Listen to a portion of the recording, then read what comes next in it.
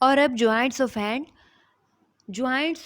Hand में पहले intercarpal joints वो जॉइंट्स होंगे जो कार्पल बोन्स की प्रॉक्सिमल रो और डिस्टल रो के दरमियान में होंगे। इस तरह कार्पल बोन की ये प्रॉक्सिमल रो जिसमें 4 बोन्स हैं, उसके बाद डिस्टल रो इसमें भी 4 कार्पल्स हैं, तो टोटल 8 कार्पल्स हो गई। तो ये जो 8 कार्पल्स आपस में जॉइंट बनाती हैं वो इंटरकार्पल जॉइंट होंगे। और इंटरकार्पल जॉइंट जो हैं वो प्लेन वैरायटी के साइनोवियल जॉइंट हैं। इसका मतलब है यूनी एक्सियल है और यहाँ पर जो है वो सिर्फ ग्लाइडिंग और स्लाइडिंग मूवमेंट ही पॉसिबल है। इंटरकार्पल जॉइंट्स के बाद carpometacarpal joint distal row of carpal और 5 मेटाकार्पल के दरमियान में होते हैं। तो ये जो 5 हैं ये मेटाकार्पल्स हो गई और distal row of carpal bones जो हैं ये मिल के बनाती हैं कार्पो मेटाकार्पल जॉइंट। अब कार्पो मेटाकार्पल जॉइंट जो हैं वो सेकेंड, थर्ड, फोर्थ और फिफ्थ डिजिट के जो हैं वो एक जैसे होते हैं, जबकि जो थंब का कार्पो मेटाकार्पल जॉइंट होता है वो थोड़ा सा डिफरेंट होता है। तो ट्रेपीजियम और फर्स्ट मेटाकार्पल ऑफ थंब मिल के बनाएगी कार्पो मेटाकार्पल जॉइंट। ये जो थंब का कार्पो मेटाकार्पल जॉइंट है ये सैडल वैरायटी का जॉइंट है। इस तरह ट्रेपीजियम और फर्स्ट मेटाकार्पल ऑफ थंब मिल के जो है वो सैडल साइनोवियल जॉइंट बनाते हैं। और सैडल साइनोवियल जॉइंट जो है वो बाईएक्सियल जॉइंट है। इसका मतलब है कि थंब के कार्पो मेटाकार्पल जॉइंट पे जो है वो 4 मूवमेंट्स हो सकती हैं, फ्लेक्शन, एक्सटेंशन, अबडक्शन, एडक्शन।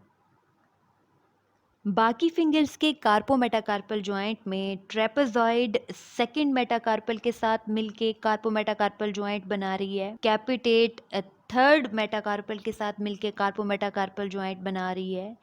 और हेमेट जो है वो फोर्थ और फिफ्थ मेटाकार्पल के साथ मिलके कार्पो मेटाकार्पल जॉइंट बना रही है। तो बाकी जो फिंगर्स होती हैं थंब के अलावा उनके जो कार्पो मेटाकार्पल जॉइंट्स होते हैं वो एलिप्सॉइडल होते हैं। और जो एलिप्सॉइडल जॉइंट हैं वो यूनी एक्सियल होते हैं। इसका मतलब है कि यहाँ पे सिर्फ फ्लेक्शन और एक्सटेंशन पॉसिबल है। थंब का कार्पो मेटाकार्पल जो है वो 4 मूवमेंट्स कर रहा है, जबकि जो बाकी फिंगर के कार्पो मेटाकार्पल जॉइंट्स हैं वहाँ पे सिर्फ फ्लेक्शन और एक्सटेंशन पॉसिबल है।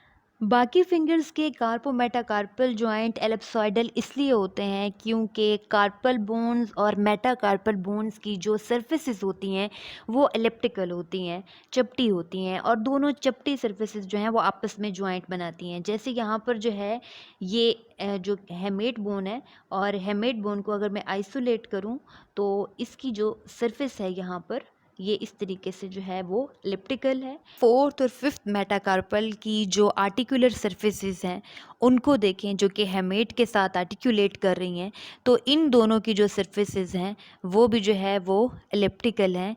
तो इसलिए इनके दरमियान जो जॉइंट बनता है वो एलिप्सॉइडल जॉइंट होता है। तो कार्पो मेटाकार्पल जॉइंट जो थंब का है वो सैडल है, और कार्पो मेटाकार्पल जॉइंट जो बाकी फिंगर का है वो उनकी सरफेसिस की वजह से आर्टिकुलर सरफेसिस जो कि एलिप्टिकल होती हैं इसलिए वो एलिप्सॉइडल जॉइंट है। इसके बाद मेटाकार्पोफ्लेंजियल जॉइंट, और मेटाकार्पोफ्लेंजियल जॉइंट जो है वो 5 मेटाकार्पल्स और 5 जो प्रॉक्सिमल फेलेंजीज होती हैं उनके दरमियान में होता है। तो ये मैं अब प्रॉक्सिमल फेलेंजीज को हाईलाइट कर रही हूँ। सारी फिंगर की जो प्रॉक्सिमल फेलेंजीज होंगी और जो मेटाकार्पल्स होंगी इनके दरमियान जो जॉइंट बनेगा उसका नाम है मेटाकार्पोफ्लेंजियल जॉइंट।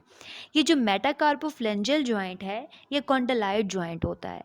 और इनको कॉन्डलाइट जॉइंट इसलिए कहते हैं कि मेटाकार्पल्स के जो हेड होते हैं वो कॉन्डाइल की तरह होते हैं और फेलेंजीज के ऊपर डिप्रेशन होता है जिसमें ये जाकर फिट हो जाते हैं। जिस तरह ये मेटाकार्पल है और अगर मैं इसको आइसोलेट करूं तो इसका जो हेड है वो कंडाइल की तरह है। जहाँ इस प्रॉक्सिमल फैलेंक्स को देखूं तो इसकी जो सरफेस है ये कनकेव है जिसमें वो कंडाइल हेड जो है वो जाके फिट हो जाता है, और ये जो कनकेव सी सरफेस है वो अकोमोडेट करती है उस कंडाइल हेड को। इस तरह मेटाकार्पल और प्रॉक्सिमल फेलेंजीज के दरमियान में जो जॉइंट बनता है वो कॉन्डलाइट जॉइंट होता है, और ये एक बाईएक्सियल जॉइंट होगा। इसका मतलब है कि 2 एक्सिस के अराउंड मूवमेंट हो सकती है। तो जो मेटाकार्पोफ्लेंजियल जॉइंट है इस पे पॉसिबल है फ्लेक्शन, एक्सटेंशन, अबडक्शन, एडक्शन। उसके बाद इंटरफ्लेंजियल जॉइंट्स हैं, और जो इंटरफ्लेंजियल जॉइंट्स हैं वो फेलेंजीज के दरमियान में होते हैं, और फेलेंजीज जो हैं वो आपस में जो जॉइंट्स बनाती हैं उसको हम जो है वो इंटरफ्लेंजियल जॉइंट्स कहते हैं। जैसे प्रॉक्सिमल फेलेंजीज जो हैं वो मिडल फेलेंजीज के साथ जो जॉइंट बनाएंगी वो इंटरफ्लेंजियल होंगे, फिर मिडल फेलेंजीज जो डिस्टल फेलेंजीज के साथ जॉइंट्स बनाएंगी वो भी इंटरफ्लेंजियल जॉइंट्स होंगे।